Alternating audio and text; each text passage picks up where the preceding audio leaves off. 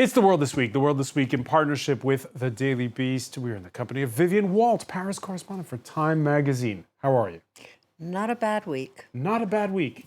Okay, was it not a bad week for Richard Verly, France correspondent for the Swiss publication Blick? I'm sure you have in mind the visit of Emmanuel Macron in Switzerland this week. All right, that's a little teaser of what's to come in this edition. I was there. You were in Bern, okay. Bern, where it's all happening. Aisha Gulsert, independent journalist, is with us as well. How was your week? I was in Paris. No Switzerland for you? No. Okay. Columnist and communications consultant Philippe Moreau-Chevrolet is with us as well. I'm a bit disgruntled, but then I'm French, so we are always a little bit disgruntled. Okay. But I'm even more disgruntled. You don't get to go to Switzerland all the time. No, and we would rather have a French president in our streets. Even walking in the streets would be good. All right. You can listen, like, and subscribe to The World This Week on Spotify, Apple Podcasts, and other fine streaming services. For Israelis, it's a long-eyed target. For Palestinians, a symbol of their suffering. After days of laying siege to Al-Shifa hospital, Israeli soldiers moving in Tuesday overnight. This after years of claiming that Hamas had operated a command center on the grounds of Gaza's largest medical center. Vivian Walt, this was billed as one of these seminal moments. We're approaching the 6-week anniversary of when Hamas attacked Israel. Indeed. I mean, it's 6 weeks tomorrow. And, you know, if you think of how, in some ways, how much has changed, and in another way, like, nothing has changed. Almost no hostages are out.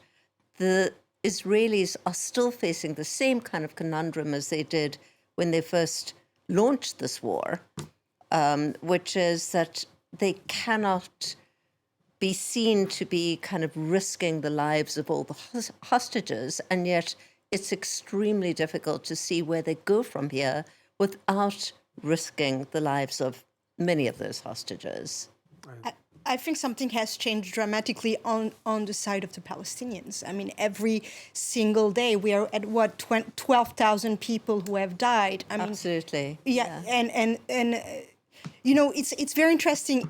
What has changed also is the public perception of what's going on. While at the beginning of the Hamas attack, it was very much we meaning the world public was very much on the side of the Israelis, and now we are talking about the words like genocide, like international crime. So yes, that has changed as well. Yeah, and there definitely is this feeling that.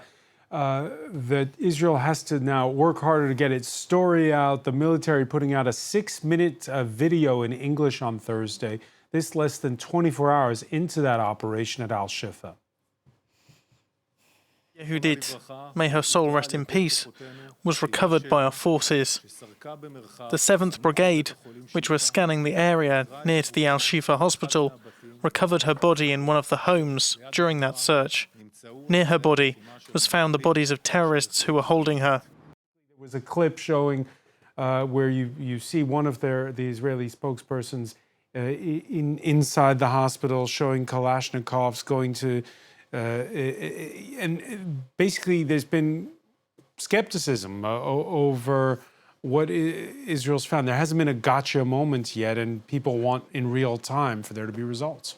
The problem is the attack by Hamas lasted 1 day, and then it was over, and the attention, the world's attention, moved to what Israel was doing, which is all very logical. Then Israel has a communication war to fight, not only a common war, it's a communication war. And we are in the middle of a communication war at a scale that we have never seen before. This is unprecedented. Everything is live. Basically, everything is shown to the public in like real time. The strategies are being discussed in real time, and we see on Twitter, X now, on Facebook, on Instagram, on TikTok, an information war that is really violent. I mean, we saw recently... That's from day one, we saw that it was... Yes, but the fact is, there is a fight to be fought by both parties. The Hamas on one side, not the Palestinians, the Hamas, and Israel on the other side. So when the Israeli military comes in and shows, If they don't fight the fight, they will lose. and Basically, as has been said. Sorry. Right. Yeah. Sorry about that. yeah, no, sure, but you know, they show like you saw those videos, Richard Verly. I saw the video, but contrary to what Philippe was saying, I do not feel we have live news, live coverage of this war. No, we don't. The image that we are seeing are images taken by the Israeli forces, probably edited, surely edited by the Israeli forces. And whenever they take on board international journalists, what I've read, journalists say that they were taken for just an hour and unable to see anything else that other places. So I don't think it's very different from what we had in Ukraine, where we really had the feeling that we were there and we could see what is happening. Now, after 6 weeks, what strikes me is that Israel, despite its strength, despite the number of soldiers it is sending in, has not reached its goal. Yet. It's impossible to claim victory when there are so many civilians dead. No, but it's not to me, the goal that Israeli have proclaimed, which is to eradicate Hamas, at this precise point, I don't see how it is possible. Yeah, but that's the problem. How do you deal with Hamas? And that's the thing that nobody talks about. If there is peace talks, there are peace talks. Then why did they say that they're going to eradicate Hamas? The problem of Hamas. But that's what they say. Netanyahu promised that the Israeli army will eradicate Hamas. Now, my question, and it's only a question, is I don't see Israeli in position to achieve this goal. Vivian Walt. It seems clear to me, after the last month, that the Israelis are in some ways, basically fighting a kind of self-defeating battle. Hamas wanted them to overreact, and they're doing it. The entity called Hamas, yes, might be destroyed along with much of Gaza City. But what do you have in its place? You have an entire generation of radicalized Palestinians in Gaza. I cannot see any way that they come out of this with any feelings of wanting to make peace with Israel. Because let's talk about the latest. It's on to the next objective. With many parts of northern Gaza laid to waste, there are images from... We did have a team embedded, by the way, Richard Verly, with Israel's military. These are their images. On Thursday, the images were checked but not censored. Israel now dropping leaflets telling Palestinians to evacuate four specific neighborhoods of Khan Yunis. That's south of the evacuation line. We came here after Jews told us to head south and that the south is safe. Today, in their leaflets, they're telling us to evacuate the south, which means that there is no safe place today. Aishugul-Surt, yeah, it was the north, and now it's going to be not just the north. Look, what the humanitarians have been saying for weeks in Gaza, or who know well Gaza, is that there is no place safe in Gaza, whether you go to the north or the south.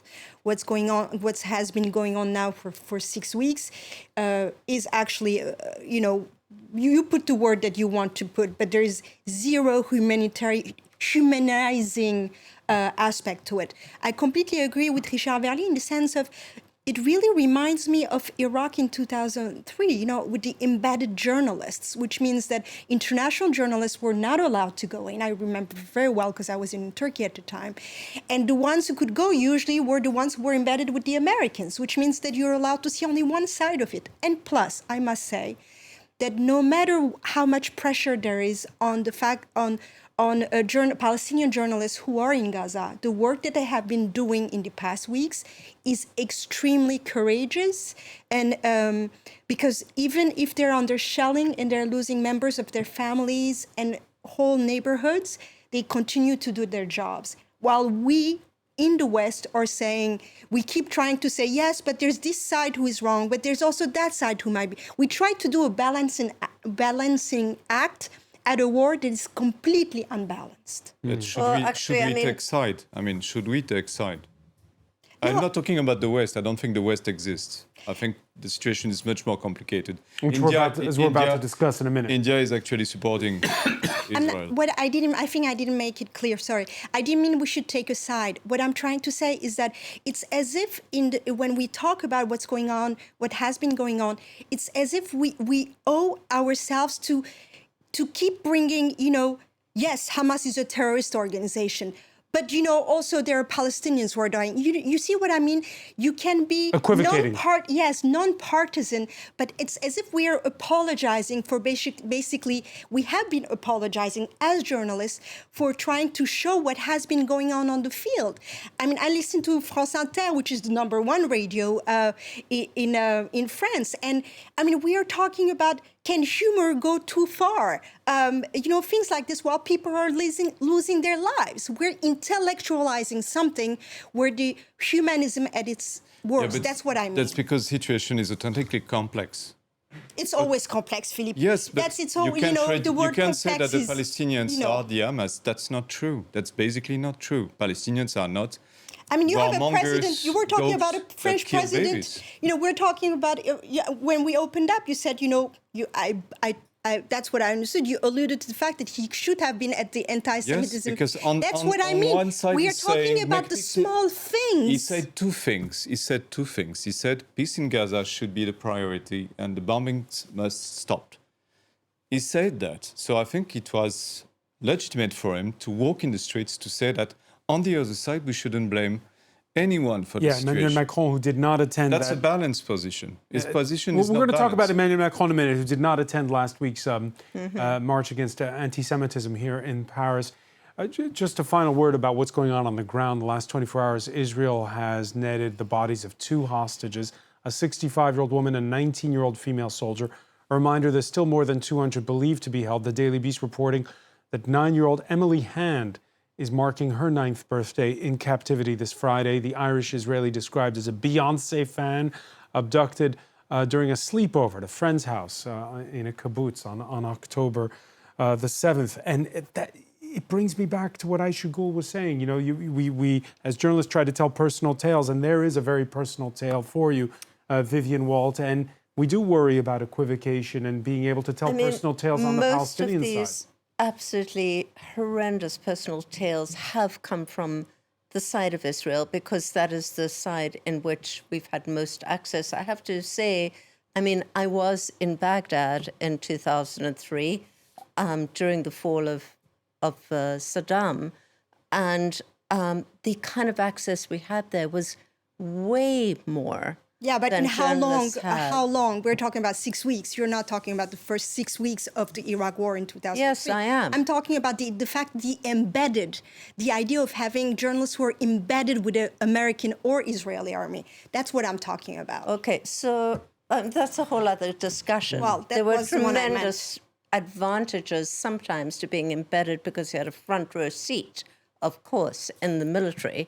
But even on the other side, we had way more access to Saddam Ba'athist people in the neighborhoods of Baghdad than we ever have in these 6 weeks in Gaza. Yeah, where there have been no foreign journalists It's also allowed been in. about the deadliest month for journalists. I mean, I think more journalists have lost their lives in the last 6 weeks than have lost their lives anywhere that I can remember in a 6-week period. Keep in mind that journalists have even been targeted. I mean, Reporters Sans Frontières, the organization based in France, Reporters Without Borders, brought elements of information to the International Criminal Court in The Hague in order potentially to open an investigation on, different cases of journalists being killed either by shelling or by shootings. So it's a problem. I don't know what the ICC will decide, but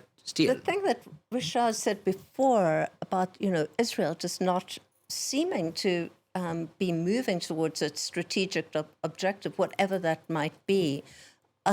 We haven't seen any Hamas commanders captured. No, they live in Qatar. I mean, they are not with the Gazian population. Exactly. They live in Where Qatar. are they?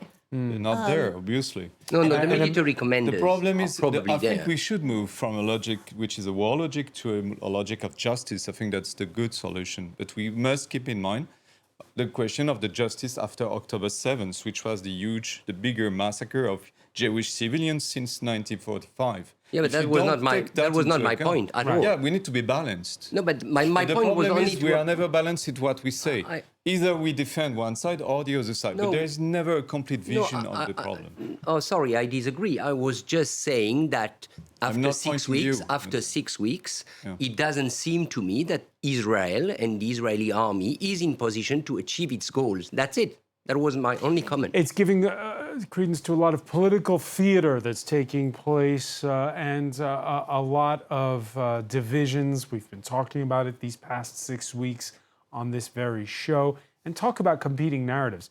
Germany this Friday welcoming Turkey's president. Now, this was a long-planned state visit, one that shows or illustrates those opposing viewpoints on what's going on in the Middle East. It's a country which respects human rights and international law and acts in accordance. And that's why the accusations made against Israel are absurd. I say it openly and with a clear conscience. Israel is a terrorist state. Okay, those were remarks he made before he traveled to Berlin. Recep Tayyip Erdogan, who in the last minutes said he's, quote, leading the fight against anti-Semitism. I should go search. The only fight he's really fighting is pro-Islamism, I think. No, this is. It was important that it happened. We should think about the fact that Germany has over 3 million citizens who are of Turkish origin. Since 2020, it's the first time they are meeting. I think what they are really there to do, both of them, is actually for Turkey to ask more money for the migrant deal that was signed. It's interesting that the quote you mentioned, because Erdogan is a man who keeps talking about Europe being fascist. Sorry, Nazi, he says, and Merkel being a fascist, things like that. So coming from his mouth, being the one who actually, if there is something called, doing a genocide is towards the Armenians and the Kurds that he's been pushing, and he has not had the shoulders to accept it. It's whatever. So this is just what really strikes me is that last month there was the Frankfurt Book Fair, which is one of the biggest events in literature. And there was going to be a ceremony, an award ceremony that was going to be given to a Palestinian author. It was canceled because of the current atmosphere and the war.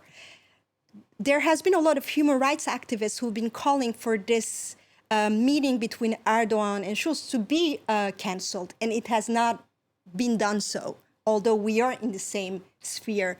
So it shows but what you're saying is it's better that they speak than they not speak. Because Erdogan would have used it to his own advantage, saying, see, the West, I tell the truth, I talk about the Palestinians, I talk about the dead bodies, and the Germans and the Europeans don't want to see that. He would have used it to his advantage. Vivian Wall? I mean, this is such a complicated issue. And by the way, we haven't even spoken about Turkey's role in Ukraine, another issue that's absolutely critical. Because here in the limelight, there's Turkey, but there's also Germany in this equation. Exactly. And right. Germany is the country that's most staunchly at the table, arguably along with the likes of maybe Hungary and a few others who are defending Israel and unwilling to use the C word, ceasefire. Yeah, I mean, absolutely. And it was a word that, by the way, President Macron has used in recent days. Yes. So it seems to me that, obviously Chancellor Scholz must have, really regretted this invitation that he extended, 6 months ago. He could not have predicted the moment that they'd be in.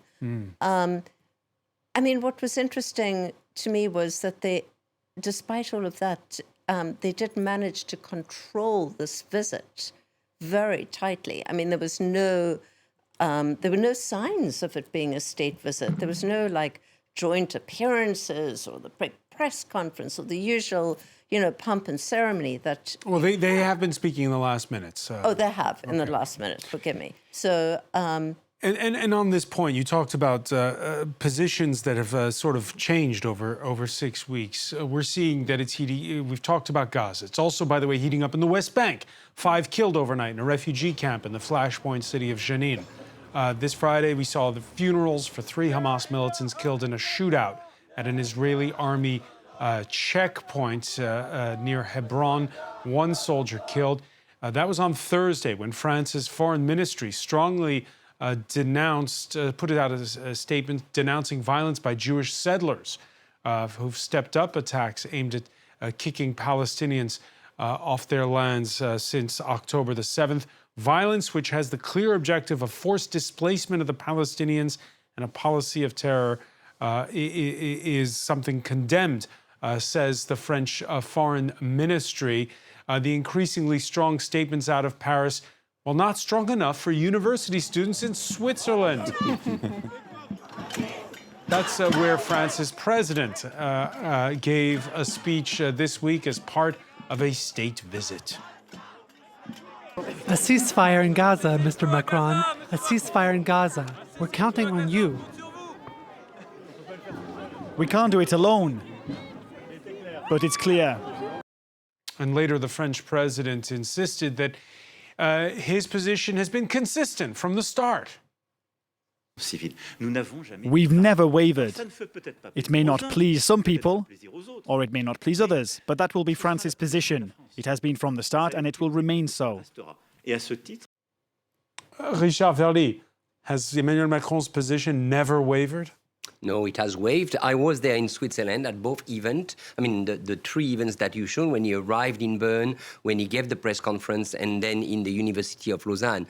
The Macron that we are listening today is very different from the one who was speaking few days ago. Now I think he has a good script. He has found a good script. He is able to explain why he has called for a ceasefire, and he explained it by the French historical position and so on and so forth. I don't want to comment on that. But the reality is that when he spoke about ceasefire earlier, he spoke about it too early, without thinking of the consequence, without consulting his European partners. So he's giving clearly the lesson that should not be done in such a context. If you consider that European unity is necessary, and I believe in such a difficult moment it is necessary, you don't act like Macron did. But clearly, and that brings us back to Scholz, there is now an open, wide problem between Emmanuel Macron and Olaf Scholz. They don't speak the same language, they don't have the same timing, they don't have the same priority. How long will this last? And what did neutral Switzerland have to say about this divide? Well, on that case of Hamas-Israel conflict, first of all, Switzerland made a change at the very beginning. Now Hamas is considered a terrorist organization, which was not the case before the conflict. And secondly, Switzerland reiterates always the necessity for international law and humanitarian law, especially as it is hosting the International Committee of the Red Cross. By the way, not calling Hamas a terrorist group was something necessary for the ICRC to access Hamas, but obviously the political conditions have changed since the assault of the 7th October. And we saw earlier in the week, Philippe Moreau-Chevrolet, a diplomatic cable that was leaked to newspaper Le Figaro, sitting French ambassadors saying, I'll paraphrase here, I'll give you the short version, that Emmanuel Macron shoots from the hip too much, and that it's making their jobs very difficult. Yes, because he's talking like in the instant. He always thinks, Macron, his core belief is that if you talk with people, you will solve problems.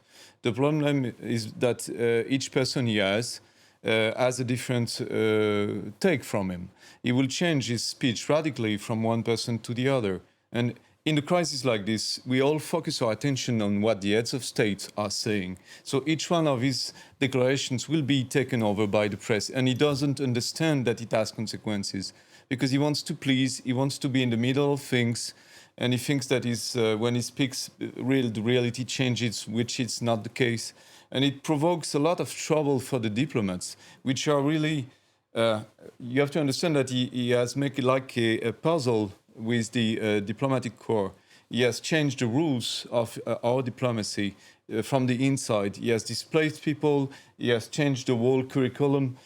So they are a little bit traumatized. And when they hear him speaking out of the blue, positions that were not even discussed between them before, and trying to please the other person instead of building a strong policy, which he does consistently from the beginning. That's why we have a foreign policy that is so difficult nowadays in Africa and elsewhere, and that creates trouble. We have a diplomacy that needs time and quiet, and we have someone who is trying to do things brutally. All right, there are those trying to make the pressure go down.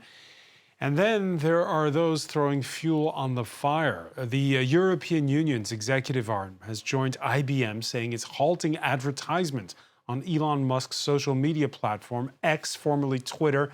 The last straw, Musk's seeming endorsement of a tweet from a far-right account claiming that members of the Jewish community were stoking hatred against white people. Musk responded below the tweet saying, "You have said the truth." IBM putting out a statement saying it has zero tolerance for hate speech and disinformation, complaining that its advertisements were appearing next to neo-Nazi posts on said social media site. This is not the first time that there are things that have a whiff of anti-Semitism on Elon Musk's Twitter account. This has happened a few times over the last year and a half or so since he took over X, as we now call it. And, you know, I think there was a tendency for quite a while just to say, oh, well, that's Elon being Elon. He kind of jokes about everything. And but I think particularly at this moment in time, it's just something that people can't abide by. And I'm kind of surprised that it's only IBM, actually. I think that this kind of the White House has come out and with a very strongly the European Commission has said that they wouldn't publish any ads on Twitter X. I would think that many more Elon Musk's not just anybody. Yes, he owns that social media, but he also owns Starlink, which is so vital for Ukraine in its war against Russia. And Israel, in fact. And he had offered to basically deploy Starlinks above Gaza. So he is very critical in a number of different ways. SpaceX, rockets, you know, it's just, he has tremendous importance to the U.S. government. So when you have a Friday panel of journalists sitting around the table, of course, like they did earlier, they talk about freedom of the press. Here in this case, freedom of the press is one thing, but this is not freedom of the press. This is not, free speech is different from hate speech. I think what Elon Musk doesn't understand, and someone has to give him a 101, is what free speech is, because kind of what you've said in the past, a year and a half that he has purchased Twitter, he keeps, each time he makes someone that's absolutely discriminatory talk or something that is completely a hate speech, he says, yes, but this is America. This is where the free speech happens, and this is all about my First Amendment to say whatever I want to say. You cannot censor me. He uses the word, you know, of censorship. He doesn't understand that, but he's also a man who is a businessman, who is a billionaire. So there are people around him saying, hey, Elon, be careful, we're losing money. And actually, X is not doing very brilliantly well in terms of monetary, budgetary, and it needs those ads. Tesla's stock was down a little bit, and now it's back up again this Friday. Yes, but still. Meanwhile, TikTok says it's furiously expunging from its video sharing site content that promotes Osama bin Laden's 2002 letter to America, where the late al-Qaeda leader accused the U.S. of financing oppression for Palestinians. These young people on TikTok, their videos have gone viral, and they're playing catch-up. The letter was first published on the Guardian website. The Guardian did take it out, but then it created what we call the Streisand effect. If you try to censor something, it will reappear in a million copies, and that's what happened with this hate speech. Incredibly, TikTok, which is supposedly controlled by the Chinese state, is more civilized in this matter than Twitter. So there's TikTok isn't defending. Interestingly, if there are degrees in the being obnoxious, this is a degree that they have. Is Elon Musk a dangerous guy for democracy, for information, I believe so. I believe that he has gone too Absolutely, far. yeah. He has gone too far. He's the owner of X. We are, maybe all of us, using X. But it's not because you drive a car that you are responsible for the behavior of the boss of the company. I mean, we all use X. X has its utility, but Elon Musk doesn't behave as a responsible owner and as a person And who Richard, has this influence. How do you explain the fact that these young people take Osama bin Laden's speech without much context and seem to be praising it? Well, I'd like to know more about who those young kids are. You know, we all witness some kind of stupidity, level of stupidity among our own youth. So I don't want to label, I don't want to say that those youths are completely insane.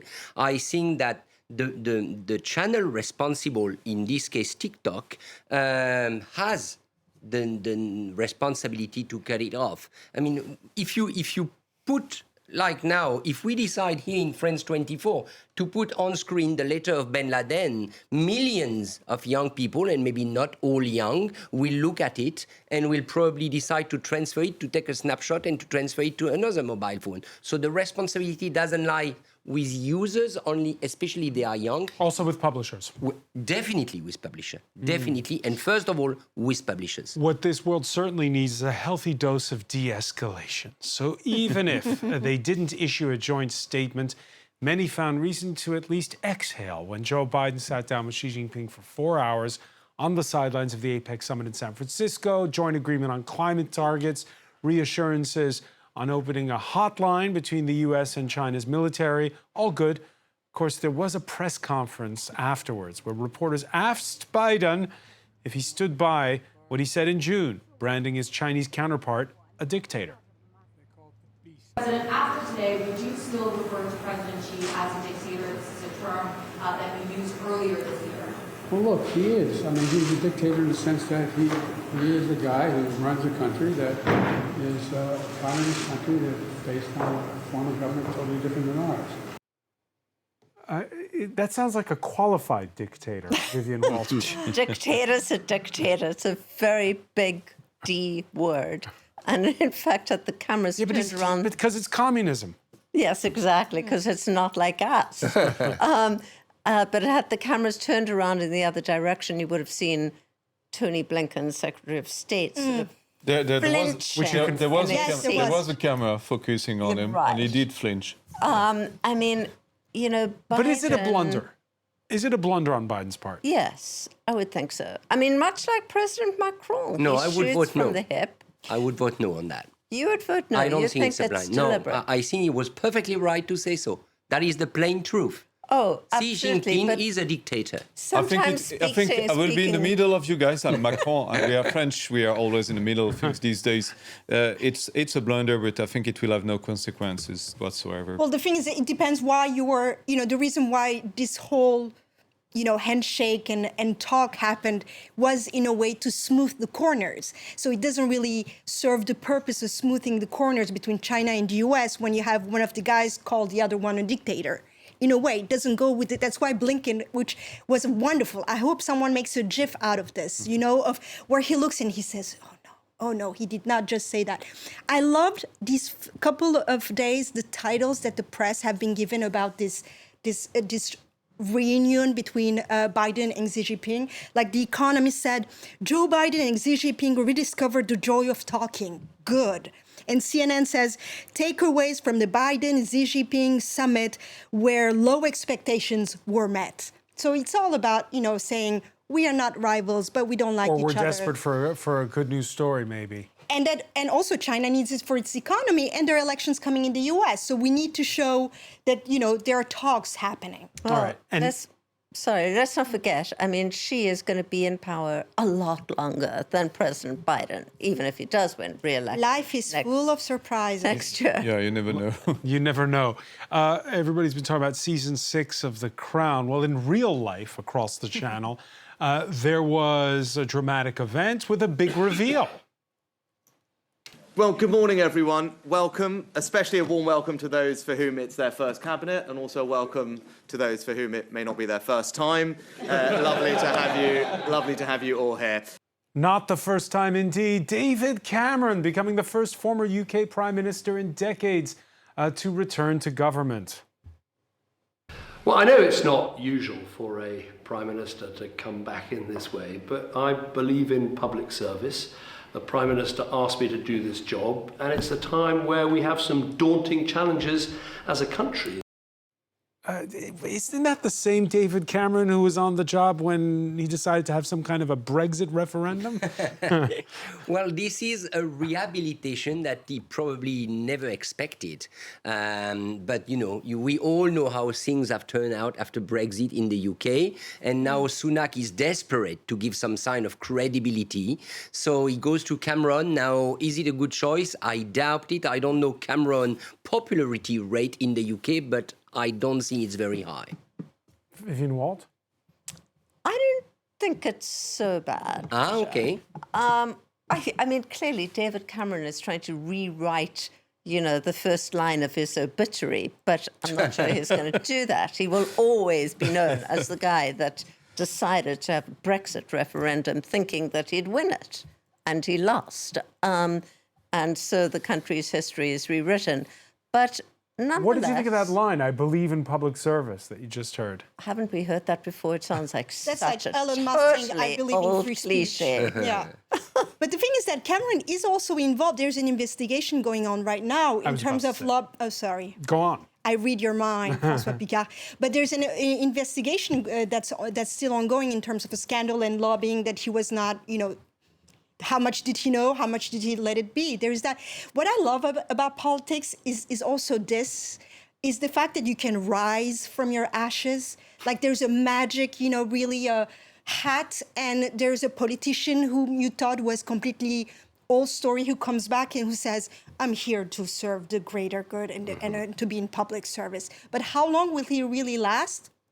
Because what he's being investigated for is the same thing that Tony Blair has been criticized for, which is taking a lot of money from for lobbying, particularly from Gulf states.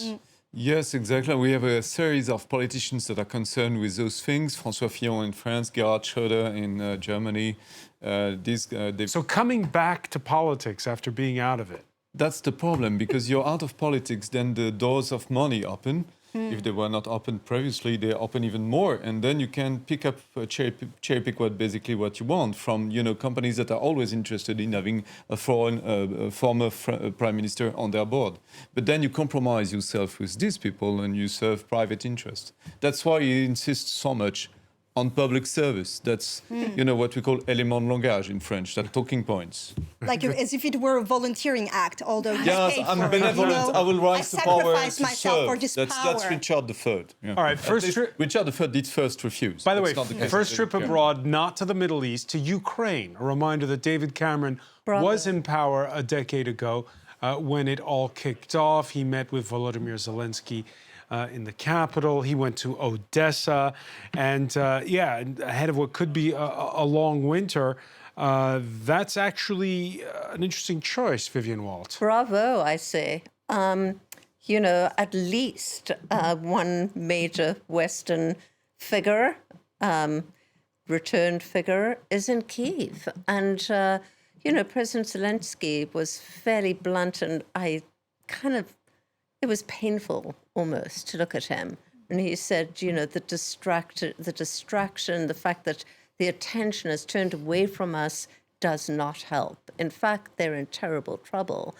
And Western leaders are utterly distracted, and they ought to quickly start focusing again on Ukraine.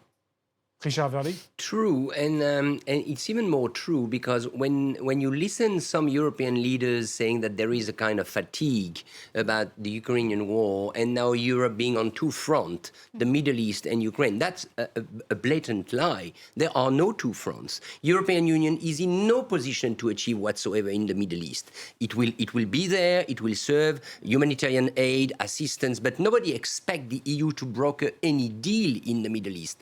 The EU EU task is to be there in Ukraine. It's its geopolitical priority. And if the EU fail that, then problem will come for the future. Because we had this week the EU admitting that it had only delivered 1/3 of the ammunition that it had promised for Ukraine. Again, it's going to be a long winter.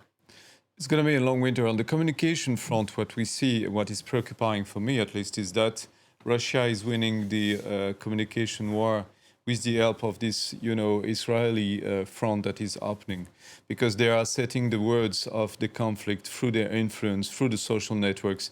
Nowadays, a lot of people are convinced there is a West, which is corrupted, and the West is, with Ukraine, with the Israelis, and we on the South, in the South, we are the good guys. And this superimposition of a core belief that has been crafted by Russians is something preoccupying, and I think Zelensky understands this, because he's a communication guy too. He understands that this communication battle is being lost for him for the moment. Well, in France, we say we don't have oil, but we have ideas. We have Macron. We have Macron.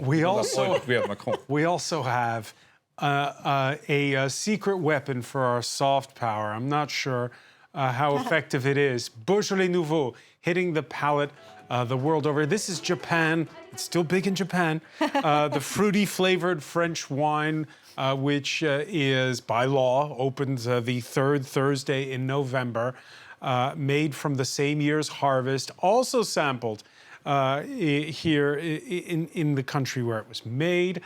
Midweek, revelers only too happy to opine on what's been the wine world's equivalent of Black Friday since 1951. This Beaujolais Nouveau is very fresh. It's really, really pleasant to drink. I don't know how many he had, but we turn to World This Week wine critic and sommelier too many things, too much information, yes.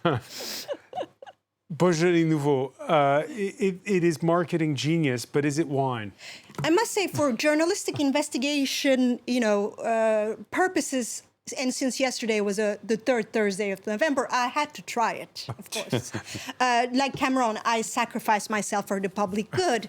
And it was truly, I must say, a sacrifice, because the headache was horrible today. Was this after one glass?